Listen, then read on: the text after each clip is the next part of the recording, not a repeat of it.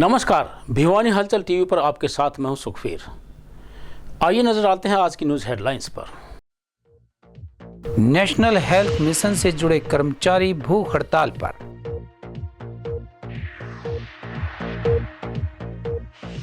उन्नीस दिन बाद कंप्यूटर प्रोफेशनल्स लौटे काम पर।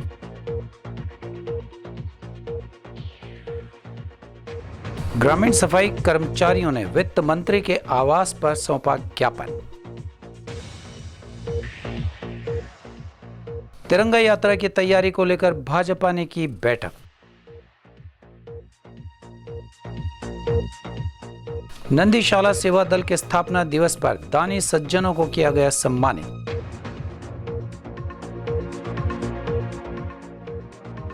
मूलभूत समस्याओं को ले वार्ड नंबर 25 के निवासियों ने सौंपा ज्ञापन। अब खबरें विस्तार से। एनएचएम कर्मचारियों के नियमितीकरण, वेतन बढ़ाने व कच्चे कर्मचारियों को पक्का करने की मांगों को लेकर चल रही हड़ताल 11वें दिन में प्रवेश कर गई। हड़ताली कर्मचारियों ने प्रदेश के मुख्यमंत्री से उनकी मांगों पर विचार करने का आह्वान किया। हड़ताल के चलते प्रदेश के सभी अस्पतालों में नागरिकों को मूलभूत सुविधाओं का टोटा झेलने पर मजबूर होना पड़ रहा है। उन्होंने कहा कि एक तरफ तो सरकार मेडिकल और नर्सिंग कॉलेजेस खोलने पर दावा कर रही है, दूसरी ओर कर्मचारी रोजगार मिलने की बजाय धरने पर बैठने को मजबूर हो रही हैं।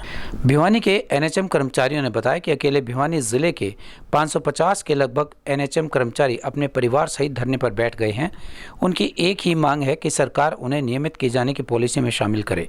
कर्मचारियों ने बताया कि वे पिछले 15 से 20 वर्षों से विभाग में कार्य कर रहे हैं। उनके बहुत से साथियों का वेतन विसंगतियों के चलते मनरेगा मजदूरों से भी कम वेतन है। कुछ ब्लॉक व जिला स्तर पर काम कर रहे एनएचएम कर्मचारियों का वेतन मासिक 8,000 रुपये से भी कम है।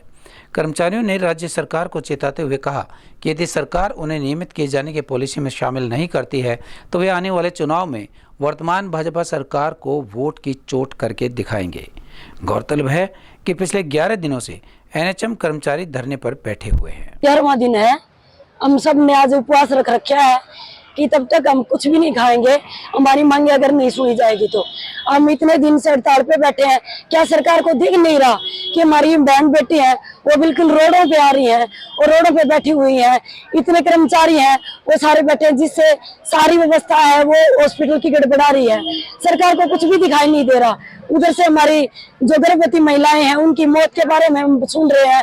दुख तो हमारे को भी हो रहा है, लेकिन हम करें क्या। हमारी मांगे भी बिल्कुल जायज है कि हम इतने जो 20 साल से 25 साल से 27 साल से कर्मचारी एक कच्चा नाम लेके और उस कुर्सी पे बैठा हुआ है, लेकिन उनकी मांगे सुनी नहीं जा रही। ना तो उनको पक्का किया गया, ना 7 पे कमीशन लागू किया गया, ना 4200 पे ग्रेड दे रहे हैं। 11वां दिन है और इस 11वें दिन से हम सारे बहन भाई यहाँ पे जो एनएचएम के जो कच्चे कर्मचारी है वो यहाँ पे इकट्ठे होकर प्रदर्शन कर रहे हैं। सरकार ने जो कर्मचारियों के बीच पक्के और कच्चे होने की जो दीवार खींच रखी है, हमने उसको मिटाना है। देखिए, काम हम सब बराबर का करते हैं, ज्यादातर कुछ ना कुछ हम ज्यादा ही करते हैं उन लोगों से, और फिर भी जो ना हमें कच्चे कहकर दरकिनार कर दिया जाता है। इस भेदभाव को हम खत्म करना चाहते हैं। मैं केएमसी स्पोर्ट वर्कर के पद पर हूँ। पहले मैं यशोदा वर्कर थी। 2011 में हमारी ज्वाइनिंग हुई थी। उसके बाद हमारे जैसे ही 5 साल लगभग होने वाले थे, हमें हटा दिया गया। 1.5-2 साल के बाद हमने खूब मजबूर होकर खूब मशक्कत करके हमारी दोबारा नौकरी पाई। फिर हमें केएमसी स्पोर्ट वर्कर के पद पर लगा दिया। अब हम 6580 रुपये खाली तनख्वाह ले रहे हैं। ये एक लीगल वे में देखे तो बहुत ही गैर कानूनी है। सरकार भी ऐसे अगर सुनेगी तो वो भी ये सोचेगी कि हम इतने निकम्मी सरकार है कि इतने रुपए दे रहे हैं कि किसी कर्मचारी को। हम चाहते हैं कि सरकार हमें पक्का करे। 19 दिन तक अपनी मांगों को लेकर हड़ताल पर रहे कंप्यूटर प्रोफेशनल्स अब काम पर लौट आए हैं। कंप्यूटर प्रोफेशनल्स संघ के जिला अध्यक्ष अनिल कुमार ने बताया कि सरकार ने उन्हें मांगों को पूरा करने का भरोसा दिलाया है और मुख्यमंत्री नायब सिंह सैनी के साथ सकारात्मक वार्ता होने के बाद उन्होंने हड़ताल को खत्म करने का फैसला लिया है। वहीं सरकार के द्वारा उन्हें 10 अगस्त तक मांगों को पूरा करने का समय दिया गया है। कंप्यूटर प्रोफेशनल्स संघ के जिला अध्यक्ष अनिल कुमार ने बताया कि सभी कर्मचारी 19 दिन की हड़ताल के बाद वापस अपने काम पर लौट गए हैं। सरकार ने भरोसा दिलाया कि मांगों को पूरा कर दिया जाएगा। उन्होंने बताया कि वे मुख्यमंत्री से मिले थे। मुख्यमंत्री के साथ सकारात्मक चर्चा हुई, जिन्होंने सभी मांगों को पूरा करने का आश्वासन दिया। बताया कि एक परिपत्र जारी करके सभी मांगों को लागू किया जाएगा।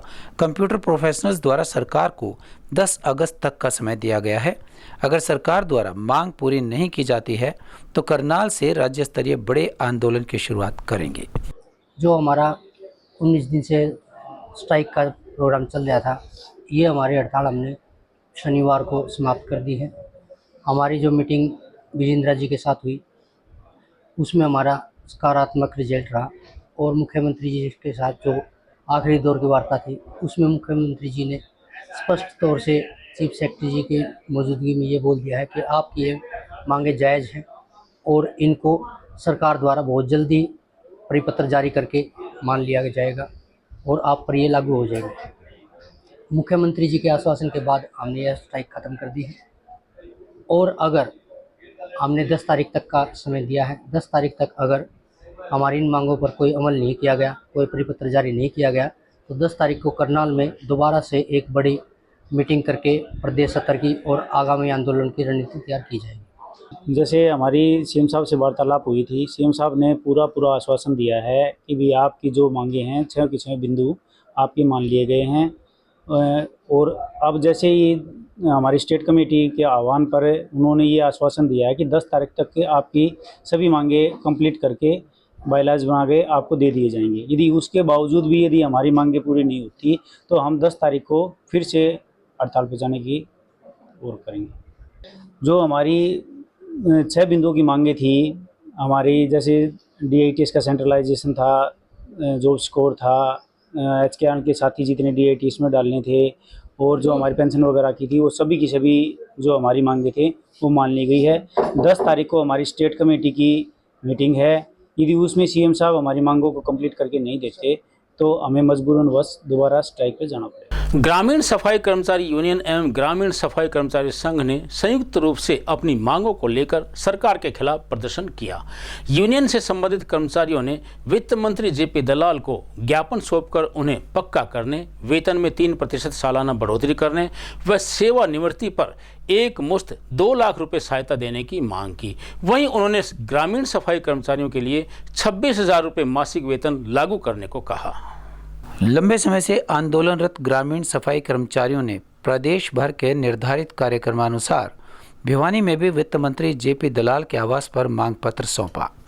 उनकी मुख्य मांगों में ग्रामीण सफाई कर्मचारियों को रेगुलर कर्मचारी का दर्जा दिया जाना, सालाना 3% वेतन बढ़ोतरी तथा सेवानिवृत्ति पर एक मुश्त 2 लाख रुपए की सहायता दिया जाना, पंचायतों के बजाय ग्रामीण सफाई कर्मचारियों को BDPO कार्यालय के पे रोल पर रखा जाना और ग्रामीण सफाई कर्मचारियों के लिए 26,000 रुपये मासिक वेतन लागू किया जाना शामिल है।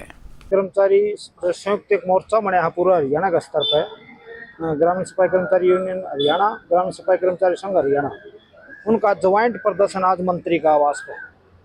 और मांग ये है क्योंकि ये 17 साल हो गए और इस 17 सालों में इन सफाई कर्मचारियों को जो मतलब सफाई का काम करते हैं उनको पक्का कर्मचारी होने का जो दर्जा है, मतलब बार बार सरकार ये कह के आई थी कि हम आए सरकार में तो इनको पक्का कर्मचारी करेंगे, लेकिन बार बार पंचायत मंत्री का, मुख्यमंत्री का, पंचायत अधिकारियों का बार बार मतलब 17 से लड़ने लग गए थे, लेकिन आज तक इनको पक्का कर्मचारी का दर्जा नहीं आ जाए। तो पहली मांग यही है कि जब तक या दुनिया रहेगी सफाई का काम रहेगा तो इनको सफाई कर्मचारी का दर्जा दिया जाए। और जब तक सफाई कर्मचारी का दर्जा नहीं दिया जाता, इतना महंगाई के अनुसार इनका न्यूनतम वेतन 26,000 रुपये जारी किया जाए।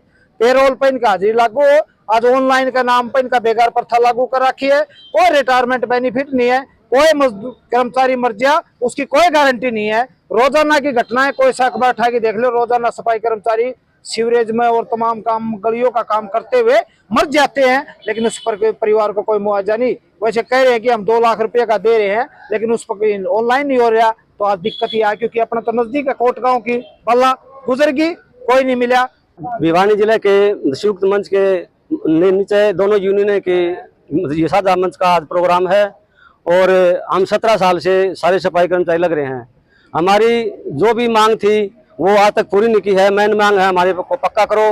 17 साल हो गए काम करते हुए, हम बेकार का काम कर रहे हैं, गंदगी का काम कर रहे हैं, लेकिन तनख्वाह के नाम पर 1000 रुपये टुकड़े के रूप में दे रहे हैं, वो मंजूर नहीं है। हमारी कम से कम न्यूनतम वेतन 26,000 लागू करो।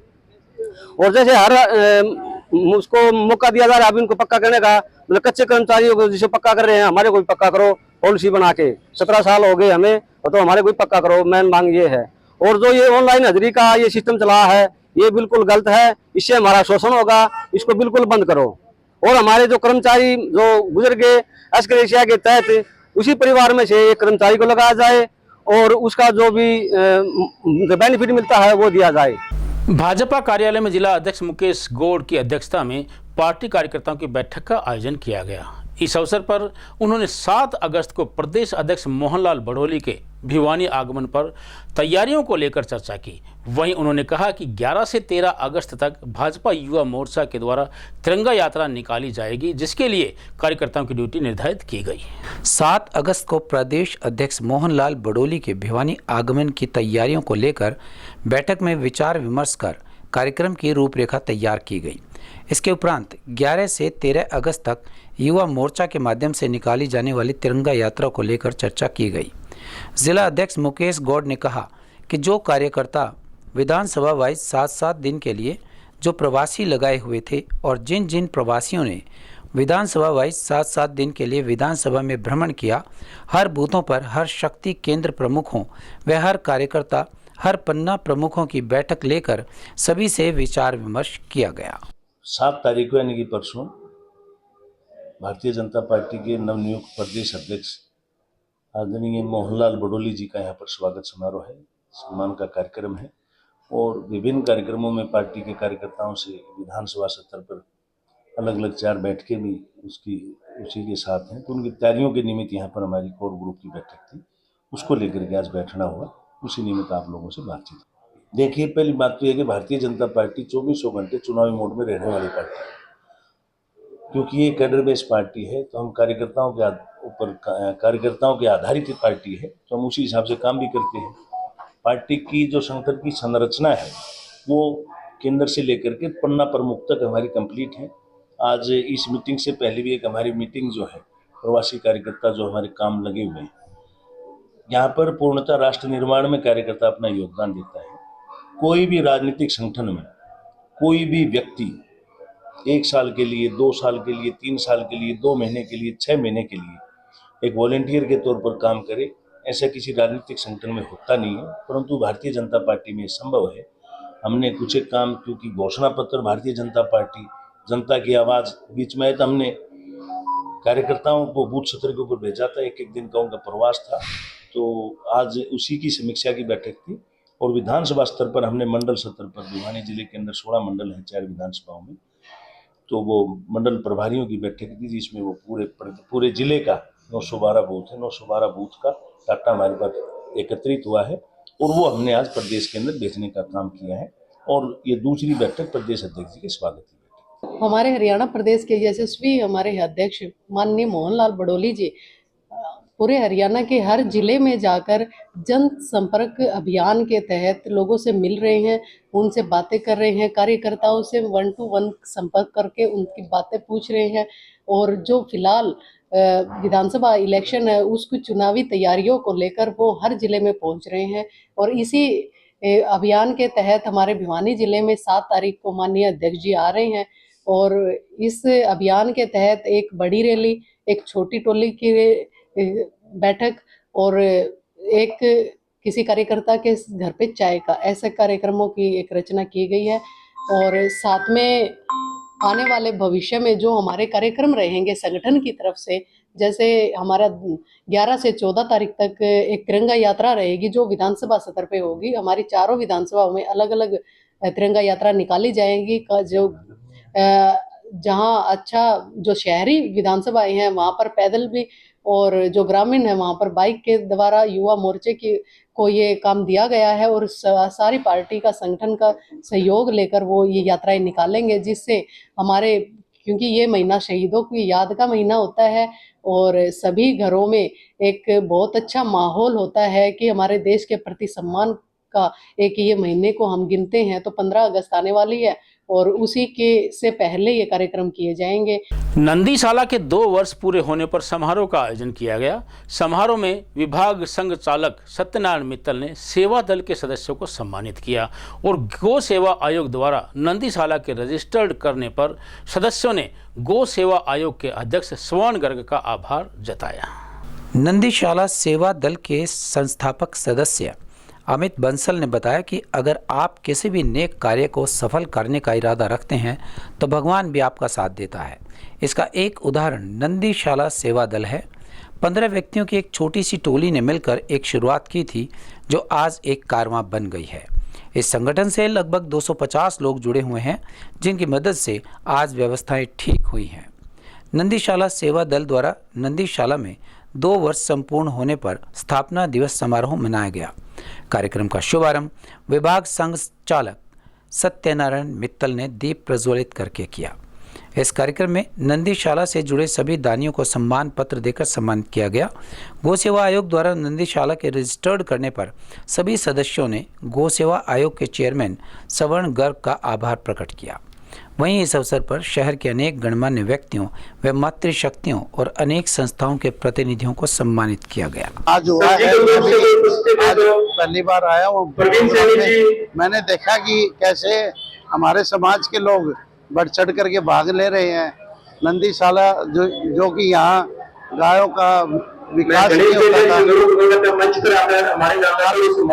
रोज चारा की वजह से डेथ हो जाती थी, उनकी कोई देखभाल नहीं था।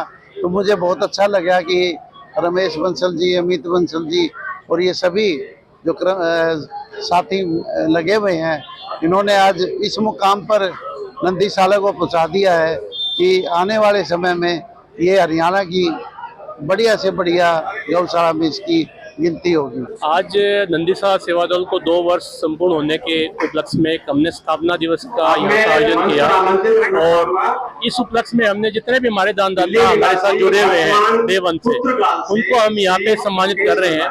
और एक सम्मान समारोह, एक किस्म से स्थापना दिवस के साथ एक सम्मान समारोह जिसमें हम दानदाताओं को सम्मानित कर रहे हैं ताकि उन्होंने जिस मुहिम में हमारा योगदान साथ दिया। और एक छोटा सा कारवां हमने 15 व्यक्तियों को यहाँ से स्टार्ट किया था, जो एक बहुत बड़ी मुहिम जुड़ गई है और 250 आदमी हमारे साथ सहयोग कर रहे हैं। और आप देख रहे हैं कि आज नंदीशाला में जहां आज से 2 वर्ष पूर्व व्यवस्थाओं का बहुत ज्यादा अभाव था और नंदी यहाँ पे रोजाना 10 से 15 नंदी यहाँ पे गोलों को गमन कर रहे थे, आज मुश्किल से 1 या 2 नंदी नेचुरल डेथ जो होती है एक उम्र होने के बाद, उससे ही गोलों को गमन कर रहे हैं। और हम 2 टाइम का भरपूर चारा उनको देने में सक्षम हो गए हैं। सेट भी हमारे यहाँ काफ़ी हम दानदाताओं के शौक से हमने यहाँ बनवाए हैं। दलिया सोने की व्यवस्था भी यहाँ पे निरंतर जारी रहती है, जिसमें आज की डेट में 600 नंदी है और जो हमने व्यवस्था यहाँ पे संभाली तब तकरीबन 850 के आसपास नंदी यहाँ पे उपस्थित थे। आज हम जो दानदाता हैं जो इस नंदीशाला सेवा दल को पूरा सहयोग कर रहे हैं, जो पूर्ण रूप से जुड़े हुए हैं, जो अपने तन मन धन पूर्ण रूप से सेवा दे रहे हैं। आज से 2 साल पहले यहाँ पर कम से कम भी 15 नंदियों की डेली डेथ हो रही थी और आज प्रोग्रेस इतनी की है दानदाताओं की सेवा की वजह से कि यहाँ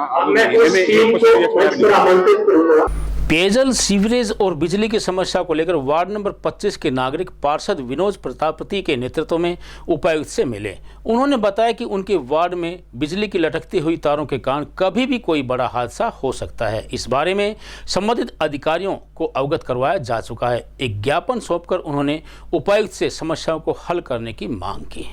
वार्ड नंबर 25 में इन दिनों पेयजल व सीवरेज और बिजली की लटकती तारों की समस्या बनी हुई है, जिसके चलते नागरिक खासे परेशान हैं।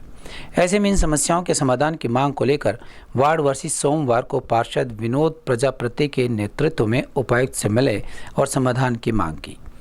पार्षद विनोद प्रजापति ने कहा कि वार्ड नंबर 25 में पेयजल व सीवरेज की समस्या गहराई हुई है, जिसके चलते नागरिक परेशान हैं। उन्होंने कहा कि इस समस्या के समाधान के लिए वो कई बार प्रशासन को अवगत करवा चुके हैं, लेकिन कोई ध्यान नहीं दिया जा रहा है। इसके अलावा बिजली के लटकते तार भी हादसों को निमंत्रण दे रहे हैं। उन्होंने ज्ञापन सौंपकर मांग की कि इस समस्या का तुरंत प्रभाव से समाधान करवाए जाने की ज़रूरत है। उन्होंने कहा कि संबंधित विभाग के अधिकारी बार बार समस्या से अवगत करवाए गए हैं, इसके बाद भी समस्या ज्यों की त्यों बनी हुई है। मेरा नाम कमलेश है और शिव हनुमान गेट और शिवरा के लिए हम ही आए हैं, बहुत दुखी हो रहे हैं। पानी बच्चे जमा छोटे छोटे तो मोटरसाइकिल पर बिठा बिठा के उन्हें छोड़ के आवा, पैरा में एलर्जी हो रही। जमान्यू चाल है बड़ी गली मारे तो बड्डा में भी पानी बढ़ गया, नीचे मकान है।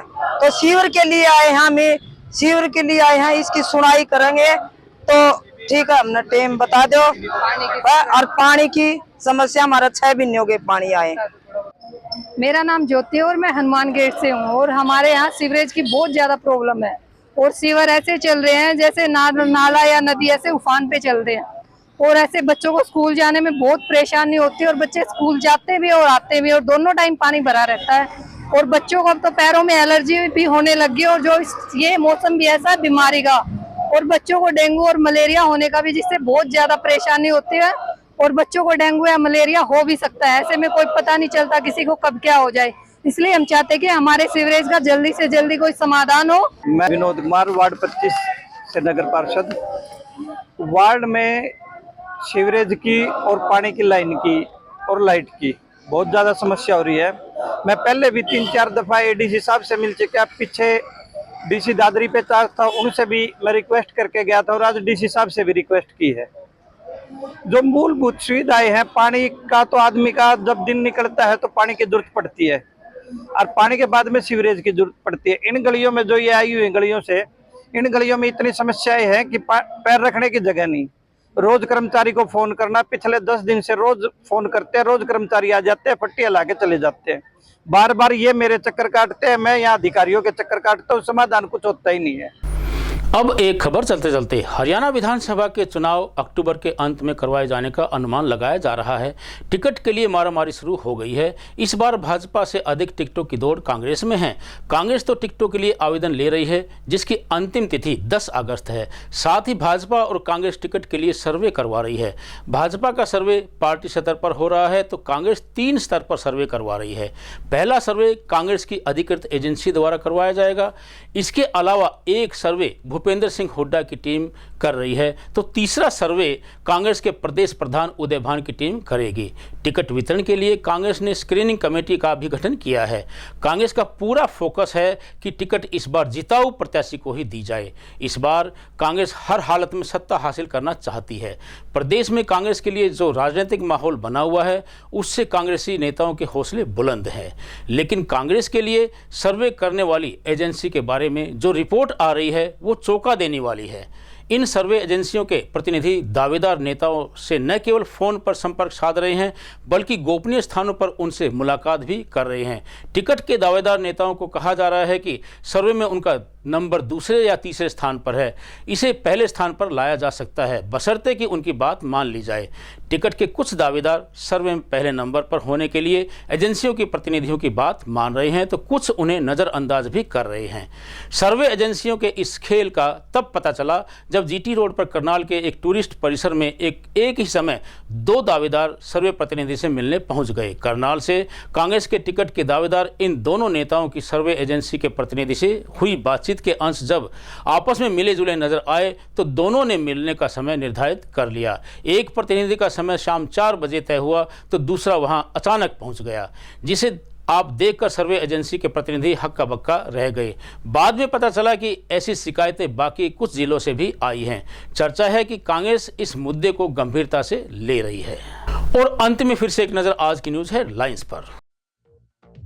नेशनल हेल्थ मिशन से जुड़े कर्मचारी भूख हड़ताल पर।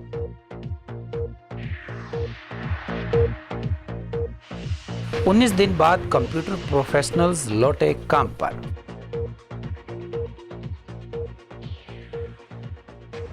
ग्रामीण सफाई कर्मचारियों ने वित्त मंत्री के आवास पर सौंपा ज्ञापन।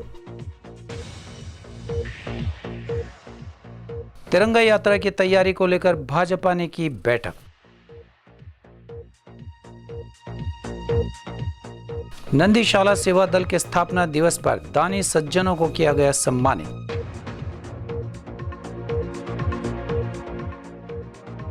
मूलभूत समस्याओं को ले वार्ड नंबर 25 के निवासियों ने सौंपा ज्ञापन। आज की खबरों में बस इतना ही। अब मुझे दीजिए इजाजत। देखते रहिए आपका अपना चैनल भिवानी हलचल।